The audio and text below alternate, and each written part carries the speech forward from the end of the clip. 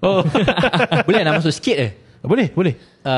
Kes bola dengan JPN. Allahu Akbar. Walaupun Boleh sangat. kita tak payah pergi more deeper lah sebab Tapi nak bola ke? Chelsea ni Manchester City. Astaghfirullahalazim. Boleh salam lepas ni. Boleh salam lepas ni. Nak salam sekarang tak larat pula. Dan sebenarnya kita orang pun dah kecewa. Dua-dua tim lokal kita orang pun dah semakin merudum. Tim apa tu? Perak dengan Kedah. Pasal Liga Perak Malaysia. Saya pun sama. Saya Melaka. Oh Allah, salam. Geng-geng yang dah tak wujud. Betul. Dah tak wujud dekat Liga Super ni.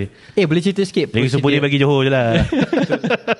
Dia cerita sikit. Itu ada tengok video Azri dekat TikTok pasal JPN, bezanya nak main dengan Malaysia, macam mana dia warisan. Boleh go sikit detail tentang JPN, pendaftaran warisan. Isu bola ni saya memang fan lah. Saya memang fan bola. Dan saya passionate about bola ni. Walaupun tak ada gaya macam orang main bola. Tapi saya suka tengok. Sama, saya macam tu lah. Saya main bola tak, tapi main bola tak pandai. Tapi komen pasal bola pandai.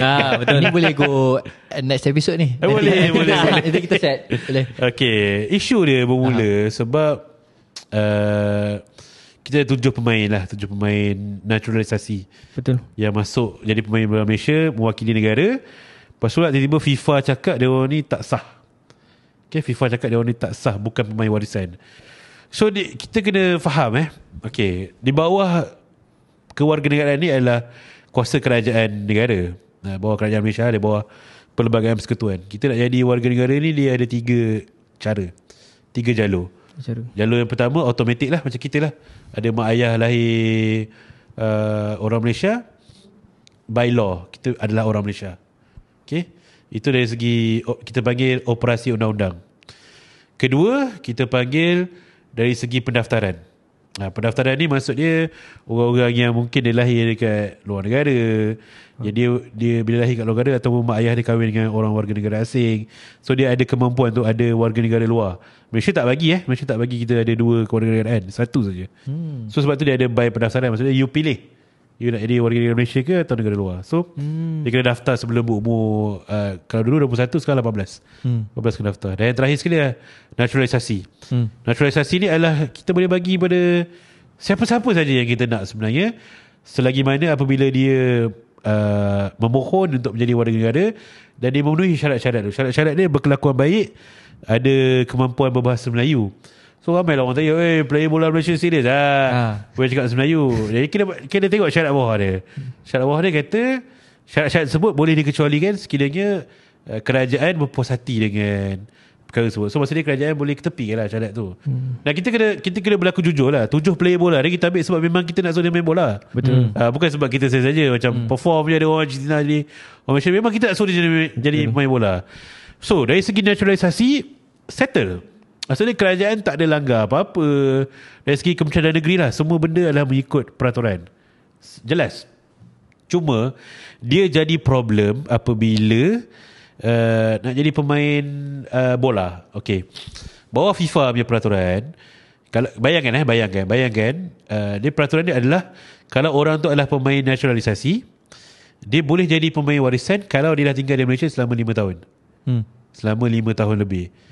So itulah player macam Sumare, macam Nacho Insa, betul. macam Junior Esta. Dia ni dah main kat Liga Malaysia lama dah. So bila dia dapat naturalisasi tu, straight away boleh mewakili Malaysia. Ataupun kalau tak tinggal 5 tahun, dia orang ada mak ayah yang lahir di Malaysia ataupun atuk nenek yang lahir dekat Malaysia. So dia orang boleh terus main. So itulah yang didakwa oleh 7 orang pemain ni. Dia orang kata dia orang ada atuk nenek dia orang yang lahir dekat Malaysia. Okay, kenapa FIFA ada peraturan ni? Sebab kalau FIFA tak ada peraturan ni, nanti mana-mana negara je, contohlah kita bagi orang Brazil, kau macam power je, main jadi rakyat Malaysia terus main. Orang Argentina macam power main jadi rakyat Malaysia terus main. Tak boleh lah. FIFA nak kawal sebab nanti semua negara shopping. Kau jadi rakyat negara aku, aku jadi rakyat negara aku. So at least dia ada sekatan 5 tahun. Jadi boleh. Kau kena duduk negara tu 5 tahun tu, baru kau menjadi player bola negara tu. Itulah takrifan warisan. So peraturan FIFA dengan peraturan kerakyatan Malaysia ni lain, different. So FAM dia kena deal dengan FIFA tu. So saya tak nak komen lah isu FAM FIFA ni sebab dia masih lagi peringkat rayuan dan sebagainya. Tapi bagi saya, kalau waktu dihantar kali pertama tu FIFA dah kata okay, so maksudnya ketika player tu main, dah betul dah. Cuma selepas FIFA buat siasatan, dia jumpa bukti-bukti lain pula. So sekarang ni kita pun tak tahu siapa yang bersalah ke apa sebenarnya. Kita tak tahu. Betul. Dan latest tadi saya dengar player 7 orang tu mungkin nak saman 3 hari lepas. Tuntutan 3 hari lepas. Bagi saya jawapan tu ada kat dia orang. Jawapan tu hanya mereka bertujuh saja yang tahu. Betul. So kita tunggulah. Tapi cuma dari segi peraturan kerakyatan ni, kerajaan kita nothing. Sebab tu kalau kita dah buat salah, dah lama dah orang saman dekat Malaysia ni. No. Kita follow peraturan. Cuma dari segi peraturan pemain bola tu, FAM, FIFA tu, itu different lah. FAM kena settle kan lah. Zri, cara awak bercakap awak passionate dalam bola tu, rasa kita bertiga rasa mesti awak kecewa kecewa. Saya macam lepas isu ni berlaku, just tengok lah kerusahan bola Malaysia pun. Malu lah. Paling malu ada rasa. Paling malu kena bahaya dengan Indonesia. Jiran-jiran kita. Paling malu yang kena bahaya Indonesia. Tapi kalau Indonesia bahaya kita, tunjuk buku merah. Pasport nombor 3 terbaik dunia.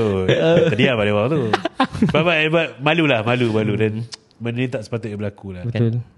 Sayang. Betul, sayang. Adi, ada berapa soalan? Sebelum kita mengakhiri, sudah mencapai 1 jam bersidang. Allah. Macam persidangan ASEAN lah. Tak ada. Tak ada. Rasa itu saja kot. Okay. Terima kasih.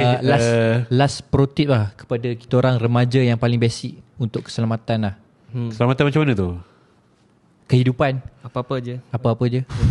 Dulu di tengah. Scammer kita dah sentuh. Parti dah.